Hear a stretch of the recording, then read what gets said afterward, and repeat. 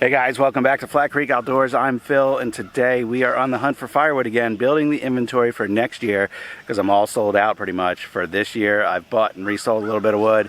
I've had kind of mixed results on that. I've shared a little bit of that on past videos, but I've got here next to me in the field a nice hickory log from a standing dead tree that I found in the woods.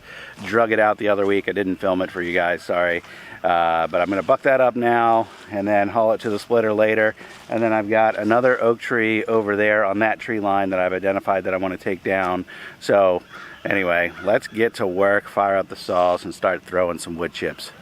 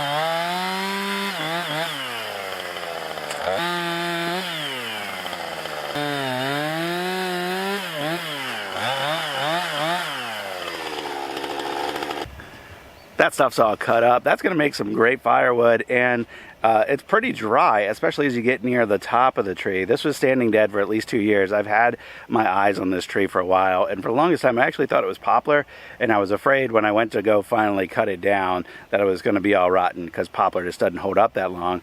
And then when I started cutting into it, I realized it was not poplar and that this wood is all good and solid. And like I said, a lot of it's dry, so I think I can start splitting on this now and probably sell it this season. I got to put a moisture meter on it and see, but that'll be something we'll get into here in a little bit. I think as I wrap up here today, I will load a few rounds onto the back of the truck and we'll go take them down the splitter and see how they look.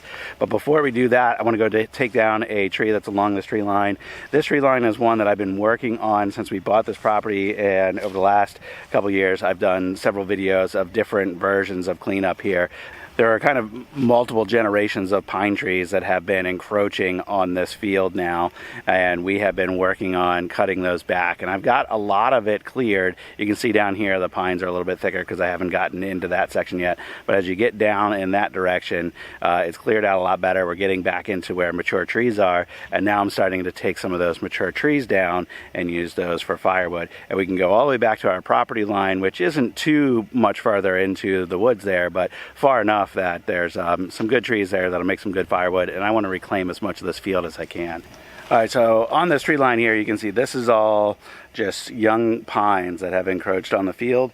I'm standing in a section that I have cleared, and behind those pines we get some more mature trees. Kind of already described this.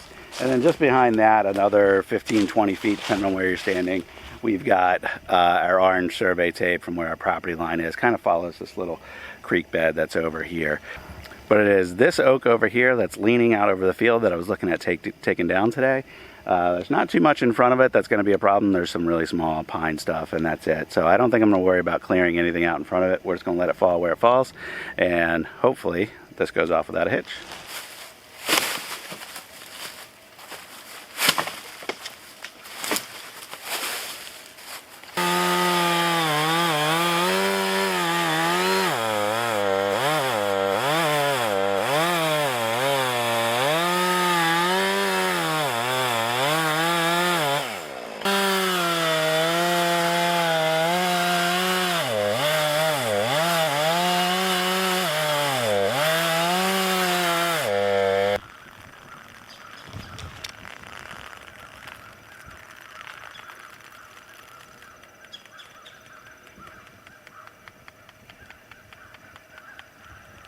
And look at that sap just rolling out of there. I wouldn't be surprised once we cut into it if this tree is a little rotten inside. Might not be sap, that might just be rainwater that was trapped in the tree.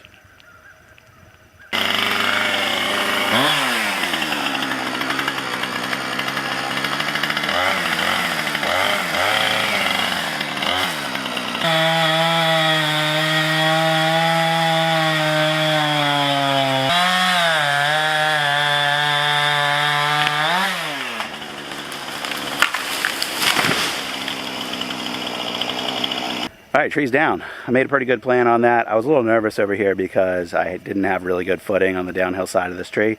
And I have had trees like this before kind of kick up and slide back down the tree, or back down the hill rather. So I wanted to make sure I was out of the way for that. And anyway, like I said, I was pretty nervous, but got it done.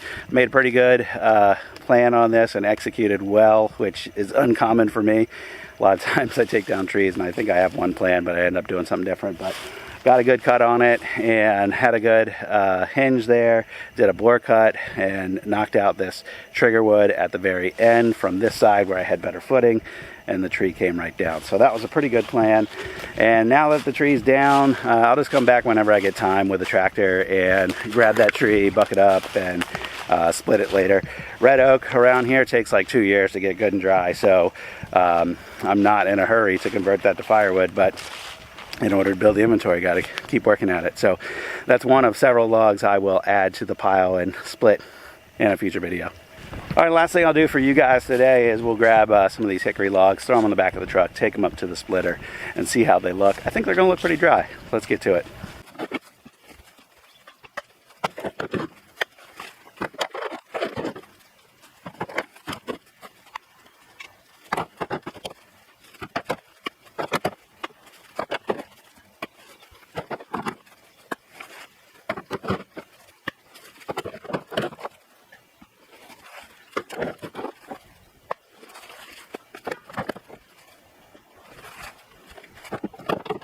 Definitely not as dry as I thought. Everywhere I hit it with the hickory, you can see a bunch of moisture come out at that pressure point. So these aren't going to be ready to burn right away.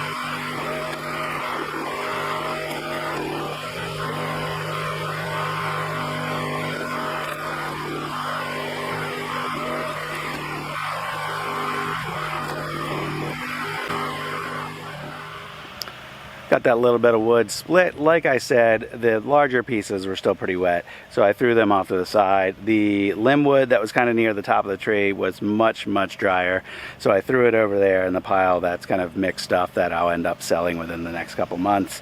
So this is kind of the inventory here. I gathered up all the dry logs I could find around the property, split them up. I've got that little bit over there. I've got less than a half cord right over there, and that's going to be it for this season. I have bought a little bit of wood to resell. It's up in the parking area. Some of it is really big stuff and needs to get resplit, and that's what this pile is in front of the splitter, kind of closer to the truck, is resplits, and that's all pretty dry, so that can all be sold. But really, I am shifting focus now to preparing for next year, and I've got a bunch of stuff on the to-do list, but we're going to be kind of taking a break or kind of just doing a little bit here and there because it's Christmas season, and I highlight on my other channel on Woods Tree Farm what we do for Christmas. And that building, that red building over there, is brand new, and I just released some videos of prepping that area, excavating that area, getting it level, and then the shed being delivered. And that's going to be kind of the center of our retail activity for the Christmas season. And like I said, I cover that on the other channel on Woods Tree Farm. So here on this channel, I do more of the farm projects that aren't related to the tree farm, and then of course I do the firewood stuff on this channel as well. So if you're interested in both things, make sure you follow both channels. Happy to have you following along on both. And until next time, I hope you have a good one. I will see you on the next video. Bye-bye.